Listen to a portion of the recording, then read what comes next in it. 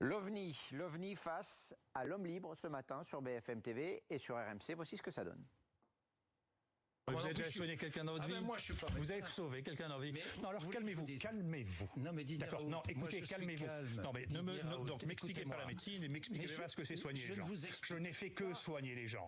J'ai fait soigner les gens, mais si vous faites pas le diagnostic des gens, vous pouvez pas les soigner. D'accord. Donc donc ce que je vous ai dit et ce que je vous répète, et n'en faites pas de déduction foireuse. Je vous ai dit, quand on dit aux gens ne faites pas de diagnostic, restez à la maison et que le message du SAMU des gens. On ne tue pas. Écoutez, vous allez me le répéter 10 fois, puis je vais me lever et m'en aller. Donc vous écoutez ce que je vous dis, d'accord? Ce serait une erreur. Non, je m'en fiche de vous. Vous savez, de votre moi aussi, je m'en fous aussi. Voilà. Donc si on s'en fout, on peut partir tous les deux, je m'en fous. Bon, alors allez-y. Vous l'avez bien compris. Allez-y. Allez-y. De nombreux professeurs de médecine. Allez-y. Allez-y. Ne partez pas, j'ai des questions à vous poser. Non, mais posez-moi des questions intelligentes et arrêtez de me répéter les choses. Alors, est-ce que vous avez tué des gens? Ça n'est pas intelligent. Ne me dites pas que je ne pose pas de questions intelligentes. Si, je vous le dis. Bon.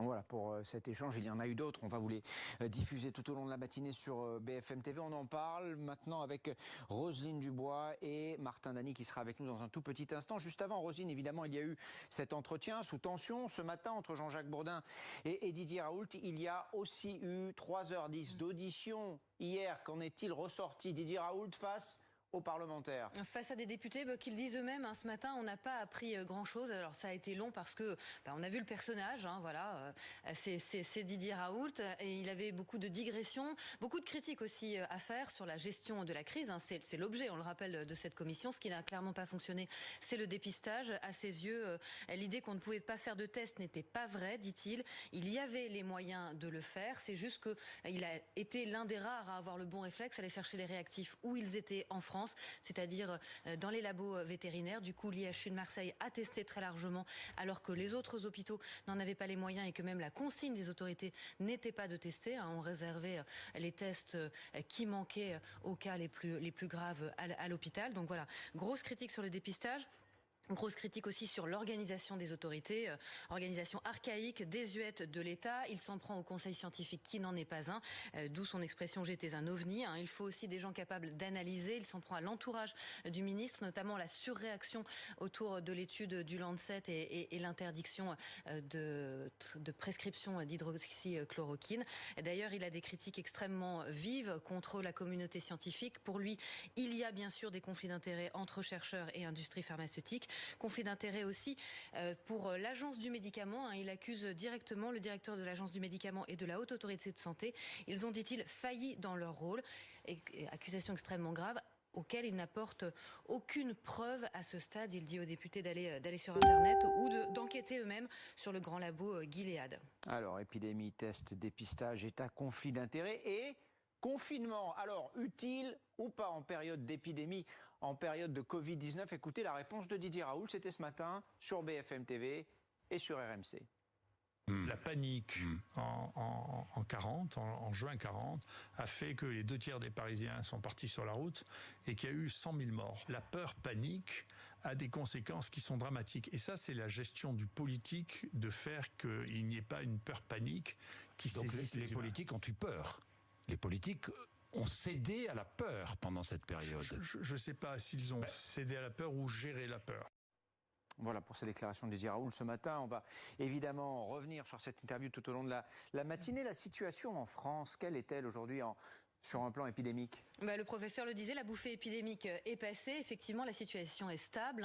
C'est comme ça que commence chaque communiqué de la Direction générale de la santé tous les soirs. La situation épidémique est stable en métropole. Attention, la situation est toujours inquiétante à Mayotte et encore plus en Guyane. On le voit, les chiffres depuis le confinement à l'hôpital, ça ne fait que baisser. Maintenant, on est complètement revenu à la normale. Le nombre de cas aussi, début avril, on était à 30 000 cas par semaine. La semaine dernière, on était à 10 fois moins, à moins de 3 000 et ça continue à baisser. On est autour de 400 à 500 cas confirmés par semaine. C'est la preuve, on le voit toujours, que le virus est encore présent.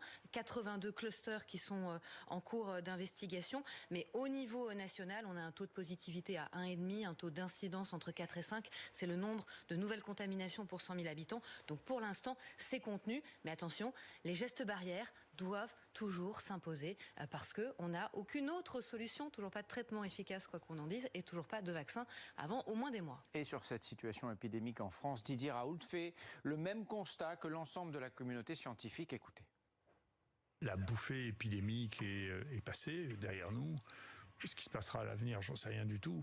Et que donc, il est naturel que la vie normale reprenne son cours. La forme de cette épidémie-là, c'est une forme que l'on a vue, que l'on voit dans toutes les infections à coronavirus saisonnières, c'est-à-dire une courbe en cloche, qui est assez commune, c'est celle qu'on voit pour la grippe, c'est celle qu'on voit. Donc, on peut très bien... Donc elle ressemble à la grippe, quoi. Elle est saisonnière, comme la grippe. On ne peut pas dire pour l'instant qu'elle soit saisonnière. Elle deviendra peut-être saisonnière. Pour l'instant, elle a été synchronisée à une saison. Bonjour Martin Dany, merci d'être avec nous. Vous êtes membre de l'Académie nationale de médecine, spécialiste des maladies infectieuses et tropicales. Qu'est-ce qu'on a appris suite à l'audition de Didier Raoult hier pendant plus de 3 heures face à cette commission coronavirus? On a appris que c'était un grand chercheur qui était persuadé d'avoir fait les bons choix dans ses études récentes sur le coronavirus. C'est tout ce qu'on a appris? Non, on a appris qu'il a orienté toute sa recherche récente dans cette histoire sur l'utilisation de l'hydroxychloroquine et de l'azithromycine. Et donc, les études qu'il a publiées, dont il a donné les résultats, étaient, pour certaines, extrêmement faibles en nombre de cas. Il y avait 16 cas comparés à 20 dans sa première étude. Et les cas contrôle, ceux qui n'étaient pas traités par l'hydroxychloroquine et ou l'azithromycine, étaient dans d'autres hôpitaux dont on ne savait pas s'ils étaient traités exactement de la même façon en termes de soins courants.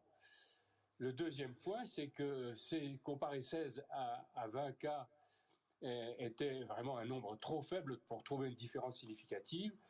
Et lui se base sur des choses qui sont difficiles à maîtriser, qui étaient la disparition des gènes du coronavirus dans les prélèvements des patients, ce qui n'est pas tout à fait parfait et qui ne dit pas si les gens ont guéri spontanément. Il faisait rentrer dans ses études des gens qui n'étaient pas très gravement atteints, qui avaient quelques petits signes du coronavirus, dont on sait que plus de 80% vont guérir spontanément.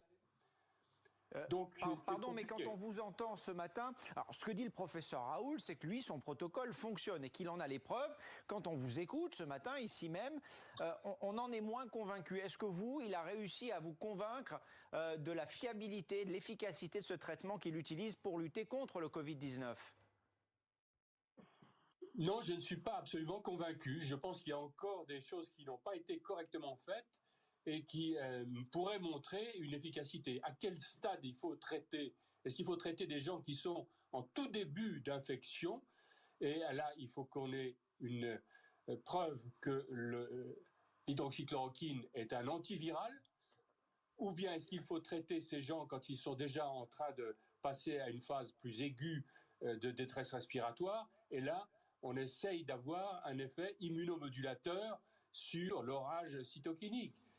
Dans ces études, on ne sait pas exactement ce qu'ils traitent. Et il y a tant ces patients qui sont aggravés, certains qui sont morts, mais la plupart, dans son travail, dit-il, sont guéris. Mais sans contrôle, sans qu'on ait un groupe contrôle de grand nombre de cas qui permettent de voir qu'il y a une différence tout à fait significative entre ceux qui n'auraient pas reçu l'hydroxychloroquine et qui s'aggraveraient, et ceux ayant reçu l'hydroxychloroquine et ou l'azithromycine et qui guériraient. Donc c'est compliqué d'affirmer ce qu'il affirme.